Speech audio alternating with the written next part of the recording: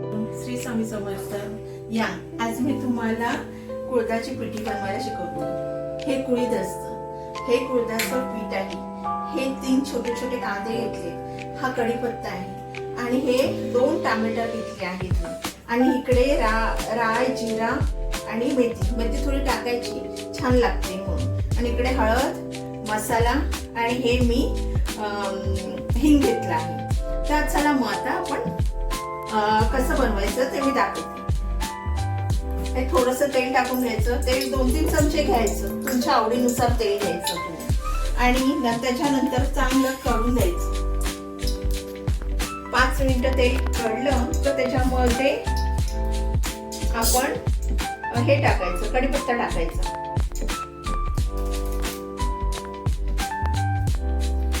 कढीपत्ता टाकल्याच्या नंतरला आपण थोडी राई टाकायची आणि थोडंसं जिरा टाकायचं आणि एकदम थोडीशी मेथी टाकायची. आता हे चांगलं हलवून घ्यायचं आणि मग आपण आता कांदा टाकूया.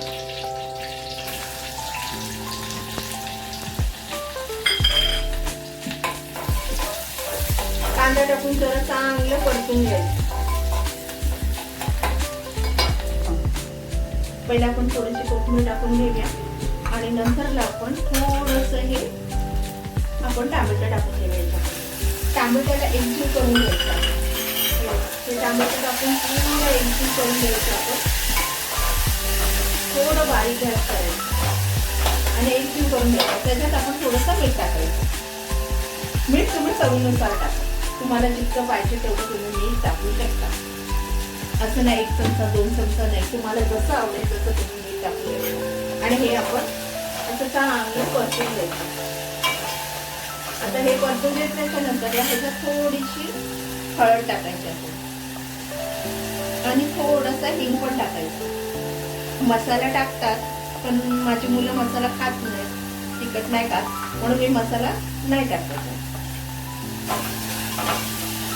आता ह्याला एकजीव करून घ्यायचं आहे आणि तेवढ्यात चला आपण पिठी भिजवून घेऊया. पिठीमध्ये असं पाणी टाकायचं आणि हे भिजवून घ्यायचं.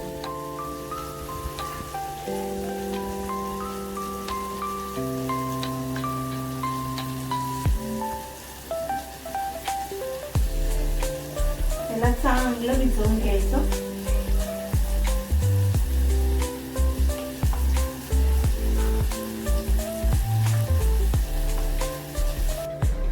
बघा ही पिठी मी एकजीव करून घेतले. बघा असं सोफ्याने गोळे राहून द्यायचे नाही, एकदम प्रॉपर हे करून घ्यायचं. आता चला आपण पिठी त्याच्यामध्ये टाकूया. पहिला गॅस बारीक करायचा. बारीक करून हे बघा एकजीव झाल्याच्या नंतर हे एकजीव झाले. आता हे एकजीव झाल्याच्या नंतर आपण आता ही पिठी टाकायची. पिठीमध्ये थोडंसं हे करून तुम्हाला जसं पाहिजे तसं करा. घट्ट पाहिजे तर घट्ट करू शकता, जितकं पाणी तुम्ही वाढवू शकता. आम्हाला थोडंसं घट्ट लागतो म्हणून आम्ही थोडंसं घट्ट करतो. आता बघा हे थोडंसं पाणी टाकले आणि हे आणखी आम्हाला एवढी बस होते म्हणून आम्ही हे करतो. हे घट्ट मूठ होऊन द्यायचं. तुम्हाला जर पाहिजे असेल तर पाणी वाढवा तुम्ही. आम्हाला एवढी बस होते तर आम्ही एवढी करतो.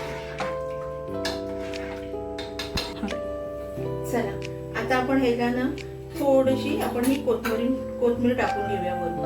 हे सगळं कोथिंबीर टाकून दिलं की 10 मिनिटं उकळून द्यायची. त्याच्यानंतर तुमची पिठी तयार.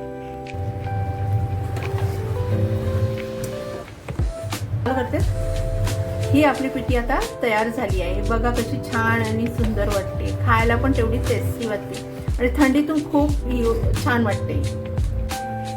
श्री स्वामी समर्थ आणि माझ्या चॅनलला सबस्क्राईब करा आणि तुमचं भरभरून प्रेम द्या.